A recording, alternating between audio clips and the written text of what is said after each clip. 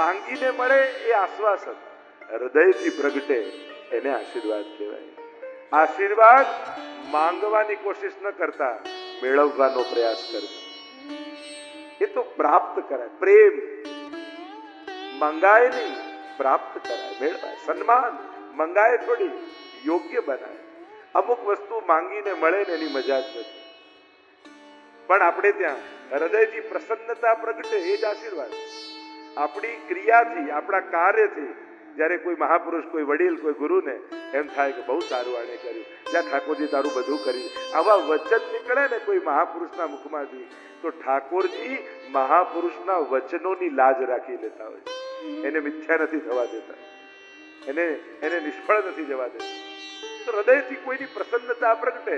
આટલા વૈષ્ણવ કથા સાંભળીને આનંદિત થયા તો મનોરથીને આશીર્વાદ આપમેળે મળી જ ગયા.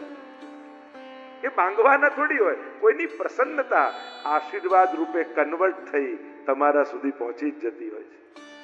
અને જરૂર નથી કે એનો ચહેરો દેખાય, એનું નામ હોય બી જરૂર. એક ફકીર જતો હતો આંધળો, અને ટ્રેનમાં ક્યાંક ભિક્ષા માંગતો હતો ને બારી પાસે આવીને ઉભો રહ્યો કે કંઈક આપો ને. ત્યારે ઉપર બર્થમાં જે સૂતો હતો એને 100 રૂપિયા આપ્યા, અને પેલા બારી પાસે બેઠો હતો એને કહ્યું કે આ ફકીરને આપી દે. ફકીરને આપી દીધા, અને આપી દીધા એટલે પેલો આંધળો ફકીર આશીર્વાદ આપવા લાગ્યો. તું ખૂબ સુખી થાય, બાળકો સુખી થાય, ખૂબ વૈભવ વધે, તારે ત્યાં ખૂબ પ્રસન્નતા વધે. ત્યારે પેલા બારીવાળાએ કીધું કે મેં નહીં, આ ઉપર સૂતો છે એને આપ્યો છે. ત્યારે ફકીરે કહ્યું, હું આંધળો છું, મારા આશીર્વાદ આંધળા નથી, એ તો જેણે આપ્યું છે ત્યાં પહોંચી જ જવાના છે. એમ પ્રસન્નતા આશીર્વાદ બની કારણ પાસે પહોંચી જ જતી હોય છે. કે જેના કારણ થકી પ્રસન્નતા પ્રગટી છે એના જીવનમાં આશીર્વાદ બનીને લાગી જ જવાના છે. અહીંયા આત્મદેવ ફળ લઈને આવ્યો ધુંધુલી પાસે. લે, મહાત્માએ ફળ આપ્યું છે અને કહ્યું છે તું આ ખાઈશ તો આપણા ઘરે પારણું બંધાશે. થયું, ફળ લઈને માથે માર્યું, ક્યાં પાછી લપ આવી. આટલા દિવસની શાંતિ હતી ને પાછી આવી ગઈ. શું કરું? એટલામાં એની બહેન આવી, અને ધુંધુલીની દુર્બુદ્ધિની બહેન છે દુસ્સંગ. અને દુર્બુદ્ધિ અને દુસ્સંગ આ બે ભેગા થાય પછી એનું પતન કોઈ ન રોકી શકે. અને અહીંયા બેને કહ્યું કે જો બેન, હું ગર્ભવતી છું, મારા ઘરે રહેવા આવી જા. ગર્ભવતી થવાનું તું નાટક કરજે, અને નાટક કરજે તારે પીડાએ સહન નહીં કરવી પડે. ધન મારા પતિને આપી દેજે, અને જે બાળક થશે તને આપી દઈશું. બહુ ગમ્યું. દુર્બુદ્ધિ અને દુસ્સંગ ભેગા થાય ને પછી કોઈ પતન ન રોકી શકે. દુસ્સંગથી બચજો વૈષ્ણવો. અને દુસ્સંગ કોને કહેવાય? જેના સંગથી ભગવાનમાં અભાવ આવે એ દુસ્સંગ. સીધી સાદી વ્યાખ્યા છે.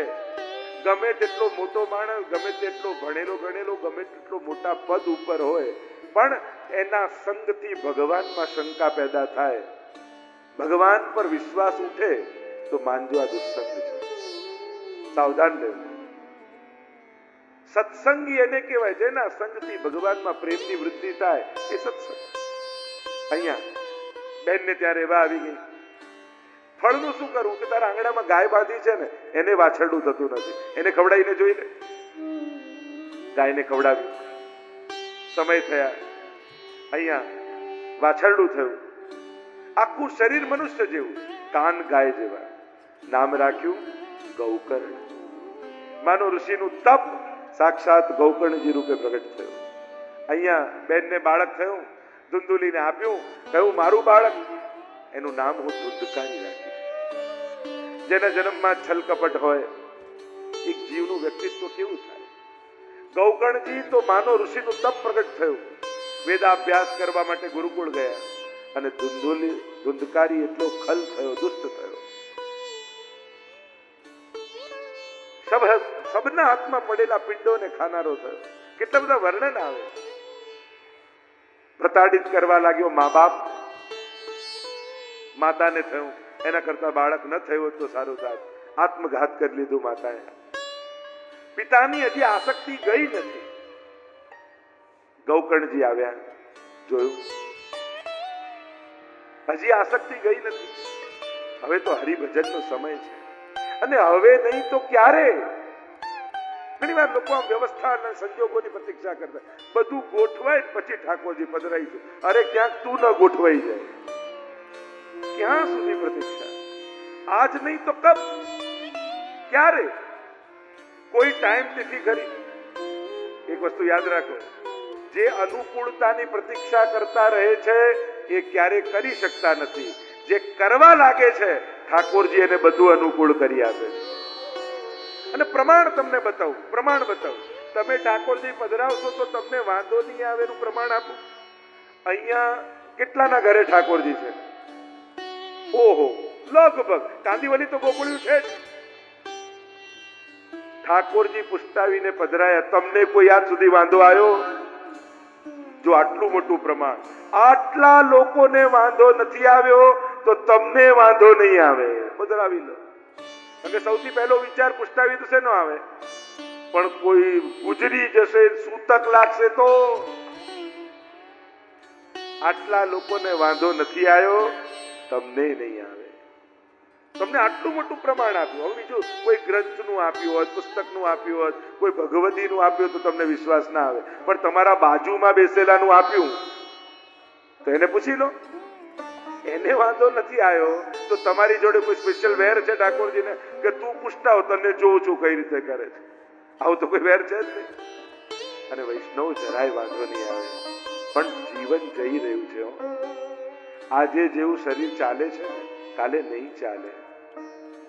તમે શું એવું પ્લાનિંગ કરીને બેઠા છો, દેખાતું ઓછું થશે ને પછી દર્શન કરવા જઈશ, ચાલવાનું બંધ થશે ને પછી યાત્રા કરવા જઈશ, ગડપણમાં કરીશ એટલે પ્લાનિંગ તો એટલું, સંભળાતું બંધ થશે ને પછી કથા બેસાડીશ. પ્લાનિંગ તો એવું જ કહેવાય, ગડપણમાં એટલે આ જ પ્લાનિંગ કર્યું કહેવાય. આ સારું કહેવાય પ્લાનિંગ? નહીં ને. સારું પ્લાનિંગ ક્યારે કહેવાય? જ્યારે દેખાય છે ત્યારે દેખી લઉં, સંભળાય છે ત્યારે સાંભળી લઉં. સૌથી ઉત્તમ મુહૂર્ત હોય ને તો આ 23 તારીખ સુધી બહુ સારું મુહૂર્ત ચાલે. એટલો સારો સમય ચાલે છે કે આ સમયે જો કોઈ ઠાકોરજી પુષ્ટાવે તેને તો સાક્ષાત ઠાકોરજી સ્વાનુભાવ કરાવે. અરે તો કરાવે જ છે, બધાને કરાવે છે. આપણું હૃદય જડ છે અને એટલા માટે આપણે અનુભવી નથી શકતા. કરો વૈષ્ણવો. ઘડિયાળનો 1 કલાક નથી જતો, આપણા જીવનનો 1 કલાક જાય છે. ઘણી વાર લોકોને 5 માંથી 6 તો ઘડિયાળનો નથી ગયો, એને તો બતાયો છે. ગયો તો આપણો છે, ગયો આપણો જ છે. ગમે તેટલી સારી ને મોંઘી ઘડિયાળ લો, કોઈ ઘડિયાળ વાળો એમ નહીં કે આજથી સારો ટાઈમ સ્ટાર્ટ. કોઈ ઘડિયાળ વાળો કે આપણા કર્મો દ્વારા સમયને સારો આપણે કરવાનો છે. અને ગયેલો સમય પાછો નથી આવતો વૈષ્ણવ. 1 2 3 4 આ 4 સેકન્ડ ગઈ. તમને કરોડ રૂપિયા આપો, પાછી લાવી આપો, આવે તો મોંઘું શું થયું? આ 4 સેકન્ડ કે કરોડ રૂપિયા? નાની નાની વાતોમાં આખો દિવસ બગાડી દઈએ. પણ વૈષ્ણવ કુળમાં જન્મ મળ્યો છે, બ્રહ્મ સંબંધ લીધું છે, ઘરનો બધી અનુકૂળતા છે, છતાંય જો પ્રભુ ન પધરાવો તો દુર્ભાગ્યની સિવાય બીજું શું કહી શકું? તેને ઉપર રહ્યા દેવ ધિક્કાર બોલે. વલ્લભાચાર્ય કહે કે કણિકા ન ચાખી. વૈષ્ણવ કુળમાં જન્મ મળ્યો, બ્રહ્મ સંબંધ લીધું, ગળામાં કંઠી છે, પ્રભુએ અનુકૂળતા આપી છે, છતાંય ક્યારે ઘરમાં જારી ન ભરી તો દેવતાઓ પણ ધિક્કાર છે કે અમે લાલાયિત રહીએ છે કે રંચક સેવા મળી જાય અને અમને નથી મળતી, અને તને આટલી અનુકૂળતા આપી છતાં એક જારી ન ભરી શક્યો તો તારામાં આટલું મોટું દુર્ભાગ્ય સિવાય બીજું શું કહેવાય? તારું આ દુર્ભાગ્ય નહીં તો શું? કથા દુર્ભાગ્યમાંથી સૌભાગ્ય તરફ જવાનો સમય છે. નિર્ધાર કરો, સંકલ્પ કરો. જ્યાં તમને જે વલ્લભ કુળમાં ભાવ હોય, નિકટતા હોય, ત્યાં જઈને પુષ્ટાઈ આવો. સમય ન જવા દો, પણ શરૂ કરો વૈષ્ણવો. આજ સુધી હાથ પોતાના મુખ સુધી જ ગયો, હવે અવસર છે તો ક્યારેક આ કોળીઓ લાલનના મુખ સુધી જાય તો તમારું માનવ થવું સફળ થયું કહેવાય. ભોગો જ ભોગવ્યા, ભોગ ક્યારે ધર્યો નહીં. આપણું જીવન ક્યાંક વ્યર્થ ન જતું રહે વૈષ્ણવો. આ કણિકા મહાપ્રભુજીએ કેવી કૃપા કરી છે. મોટું દાન તો ઠાકોરજી કરે છે. તમે એક વાટકીમાં દૂધ ધરો છો, એક નાનકડી વાટકીમાં દૂધ ધરો, તમે તો કેટલું નાનું આપ્યું, એના બદલામાં ઠાકોરજી તમને શું આપ્યું? યશોદા બનવાનું સુખ. તો મોટું દાતા કોણ બન્યો? નાનકડી વાટકી ધરનારો કે યશોદાજીનું સુખ આપનારો? મોટો દાતા તો ઠાકોરજી. સેવામાં આપણે કાંઈ નથી આપતા, ઠાકોરજી આપણને આપે છે. વ્રજ ભક્ત બનવાનું સુખ આપે, ક્યારેક નંદ બાબા બનવાનું સુખ આપે, ક્યારેક યશોદા બનવાનું સુખ આપે, ક્યારેક ગોપી બનવાનું સુખ આપે. સેવા દ્વારા ઠાકોરજી આપણને સુખનું દાન કરે. આપણે તો પ્રભુના સુખનો વિચાર કરીશું જ્યારે કરીશું. મોટો સુખનો વિચાર તો પ્રભુ કરે.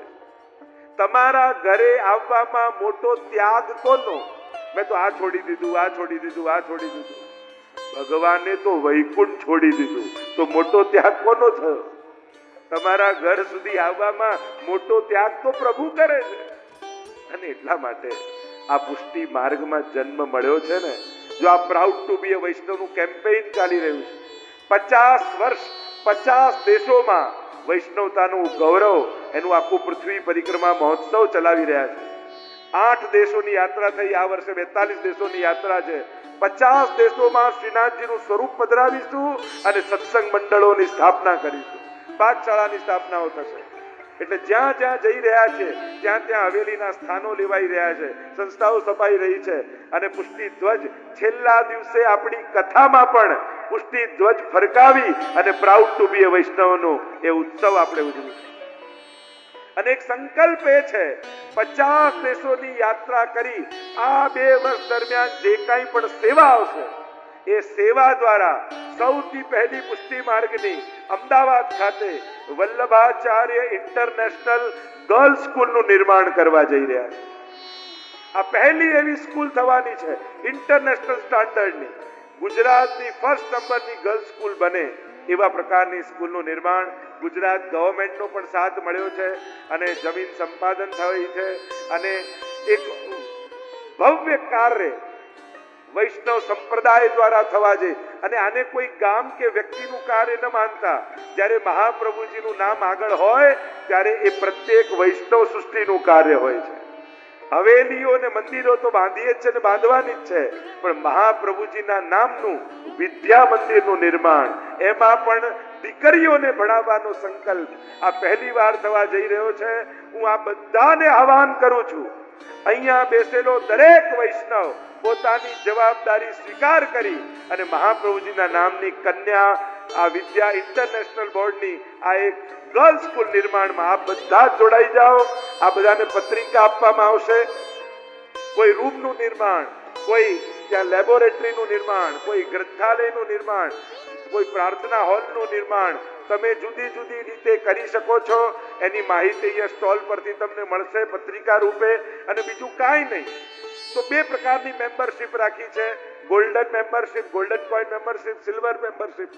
એટલે કે લાખ રૂપિયા આપી તમે ગોલ્ડન મેમ્બર થઈ શકો છો અને એના પ્રતીક રૂપે તમને ગોલ્ડ પ્લેટેડ કોઈન સ્મૃતિ રૂપે આપવામાં આવશે.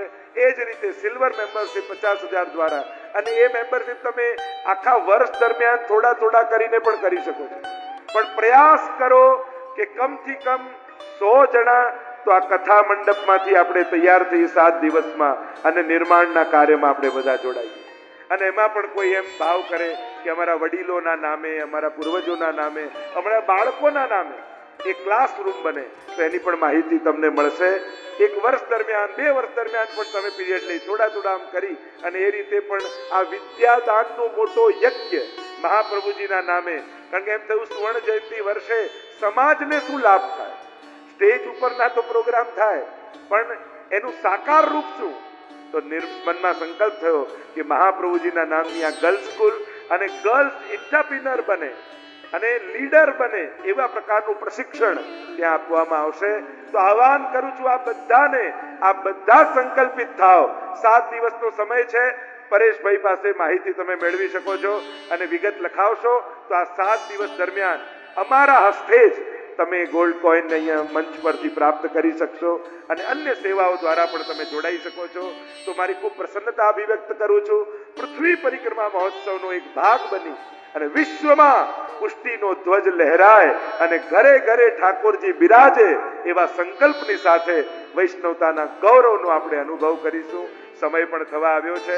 આજે એક આપણા સુપ્રસિદ્ધ સાહિત્યકાર સાંઈરાવ દમેનું 7:30 થી એટલે કે અહીંયા અમે બિરાજીશું, પ્રશ્નોત્તરી કોઈને મળવા આદિનો સમય થશે અને 7:30 થી એમનો સાહિત્યિક કાર્યક્રમ, હાસ્યનો કાર્યક્રમ આપણે બધા માણીશું. તો આજની કથાને વિરામ તરફ લઈ જતા